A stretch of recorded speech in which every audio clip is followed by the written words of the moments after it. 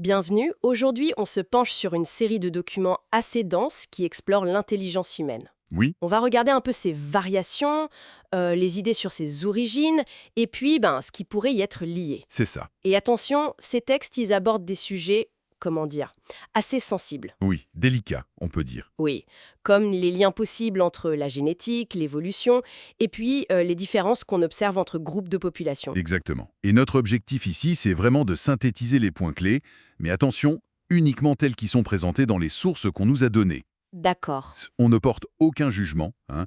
C'est juste un aperçu des arguments, des données, tels qu'ils sont formulés dans ces documents précis. Un domaine qui, on le sait bien, suscite souvent de vifs débats. Tout à fait. C'est un terrain complexe. Bon, alors, par où on commence? Peut-être par ce qui semble être un point central de ces textes, l'idée que le QI serait fortement héritable. Oui, c'est un des piliers de l'argumentation présentée.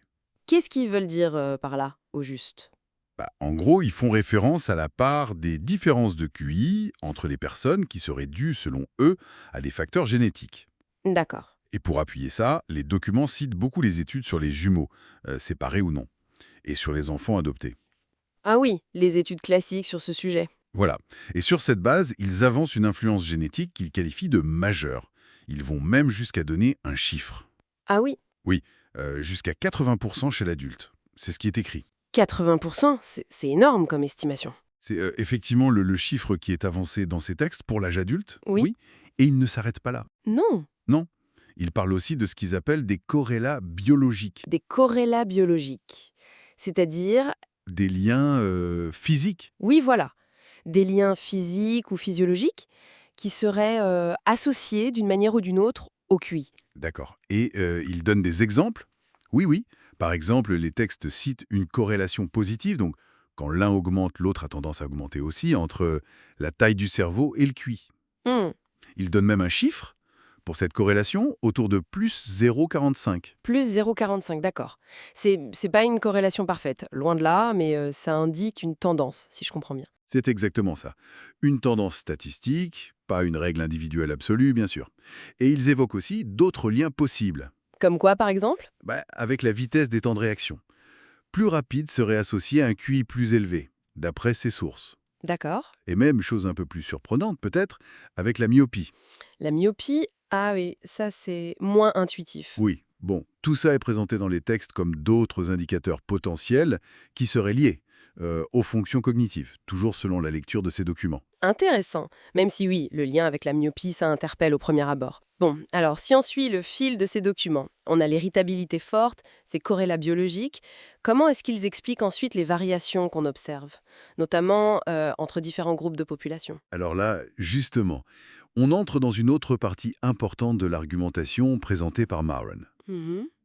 L'idée centrale, toujours selon les textes fournis, c'est que les différences moyennes de QI, ils insistent sur la moyenne, qui sont observées entre certains groupes, Oui, s'expliqueraient par des pressions de sélection différentes au cours de l'histoire humaine. des pressions de sélection, c'est-à-dire liées à l'environnement. Oui, en particulier lors des grandes migrations humaines, hors d'Afrique.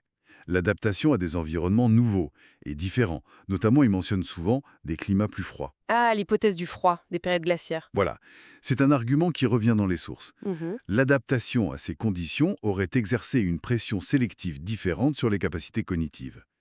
C'est leur thèse. Et est-ce qu'il propose un cadre, une théorie pour structurer cette idée? Oui, tout à fait. Les documents introduisent la théorie RK de J. Philip Rushton. La théorie RK, est-ce que vous pouvez nous en dire deux mots, juste pour qu'on saisisse l'idée telle qu'elle est exposée là? Bien sûr. Très brièvement, et en me basant uniquement sur ce que disent les textes, cette théorie propose un spectre de stratégies de vie chez les espèces. D'accord. D'un côté, la stratégie R, qui favoriserait la quantité de descendants, avec moins d'investissement dans chacun. Ok. Et de l'autre, la stratégie K, qui privilégierait un plus petit nombre de descendants, mais avec un investissement parental plus important. Une sorte de qualité sur la quantité, si on veut simplifier à l'extrême selon leur présentation. Je vois. Et le lien avec les groupes humains? Eh bien, les textes utilisent ce cadre RK pour tenter d'expliquer un ensemble de traits qui, selon eux, différencieraient en moyenne certains groupes de population. Pas seulement l'intelligence alors. Non, non. Ça inclurait d'après leur exposé, des choses comme le rythme de maturation, l'âge de la puberté par exemple, certains comportements sexuels, la longévité et aussi donc l'intelligence. Tout ça serait lié dans ce cadre théorique RK qu'ils présentent. D'accord. C'est une théorie assez englobante, si je puis dire. Et là où les choses se complexifient encore, ou du moins deviennent plus polémiques, c'est que ces documents, ils ne se contentent pas d'exposer des théories. Non, en effet. Ils citent aussi des noms, des enquêtes, des déclarations pour appuyer leurs propos, c'est ça? C'est exact. Les sources fournies font référence, par exemple, à une déclaration qui s'appelle Mainstream Science on Intelligence. Oui, Elle date de 1994 et selon les documents, elle aurait été signée par 52 professeurs, des chercheurs en psychologie et disciplines liées. d'accord. Et l'idée, c'est que cette déclaration irait dans le sens de leurs arguments. C'est ce que les textes suggèrent, oui. Ils évoquent aussi des personnalités scientifiques connues.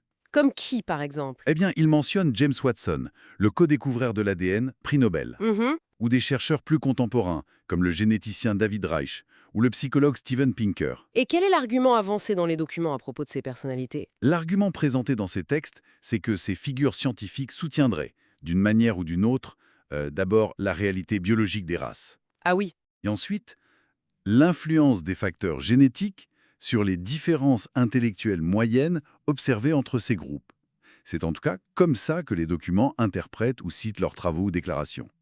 et est-ce que les textes reconnaissent que tout ça est extrêmement controversé? Oui, oui, ils l'abordent. Ils reconnaissent explicitement qu'il s'agit de sujets très très sensibles et très controversés. D'accord. Ils vont même jusqu'à mentionner des allégations de censure ou d'intimidation dans le milieu académique. Ah bon? Oui, ils citent par exemple des propos qui sont attribués à Steven Pinker, encore une fois, selon le texte, qui dénoncerait une sorte d'étouffement de ces débats, une certaine réticence à aborder ces questions ouvertement. D'accord. C'est vraiment crucial de répéter ici, comme on le fait depuis le début, qu'on ne fait que rapporter ce qui est écrit dans ces documents. Absolument essentiel. On n'endosse ni ne valide aucune de ces positions ou allégations. On décrit le contenu fourni. Justement, pour revenir sur la question de la race, qui est centrale dans leur argumentation sur les différences. Comment ces documents s'opposent-ils à l'idée assez répandue aujourd'hui que la race serait avant tout une construction sociale? Eh bien, les textes qu'on a examinés défendent l'idée que la notion de race aurait aussi une base biologique objective, mesurable. Et sur quoi ils s'appuient pour dire ça? Ils mettent en avant ce qu'ils décrivent comme des différences génétiques moyennes entre populations issues de continents différents, ainsi que des différences morphologiques, au niveau du squelette par exemple. Mhm. Ils vont même jusqu'à affirmer qu'il serait possible, selon eux, de déterminer l'ascendance raciale ou continentale d'un individu avec une très grande fiabilité. Comment de classification biologique contredit l'idée que la race ne serait que sociale? C'est exactement leur argument.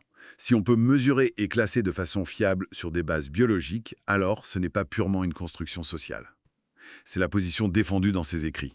Bon, alors, si on essaie de résumer ce parcours à travers ces documents bien spécifiques qu'on a eu entre les mains, Oui, on a d'abord une insistance sur une forte héritabilité allégée du QI, basée sur certaines études. Ensuite, la mention de corrélats biologiques, comme la taille du cerveau ou les temps de réaction. c'est ça. Puis vient l'explication évolutionniste des différences moyennes observées entre groupes via des pressions sélectives distinctes, liées notamment au climat et l'utilisation de la théorie RK comme cadre explicatif. Ensuite, il y a la mobilisation de citations, de déclarations comme Mainstream Science on Intelligence et de noms de scientifiques, certains controversés, d'autres non, pour appuyer, selon les textes, la réalité biologique des races et l'influence génétique sur ces différences intellectuelles. Exactement. Et enfin, une défense de cette notion de race comme ayant une base biologique mesurable, en opposition à l'idée d'une construction purement sociale, en s'appuyant sur la génétique et l'anthropologie physique. Tout ça forme une perspective particulière, on peut dire, et il faut vraiment le souligner encore une fois, une perspective qui est très, très débattue dans la communauté scientifique et dans la société en général. Absolument.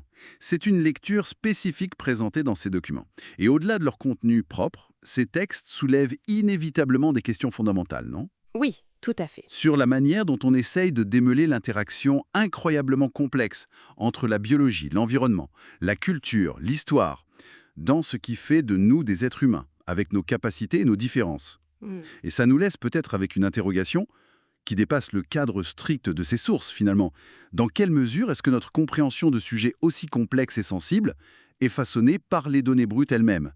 Et dans quelle mesure est-elle influencée, voire déterminée, par les cadres théoriques, les présupposés, les interprétations que nous choisissons consciemment ou pas d'adopter pour lire ces données? C'est une excellente question pour conclure. Une réflexion qui invite à beaucoup de prudence et d'esprit critique face à des sujets aussi chargés.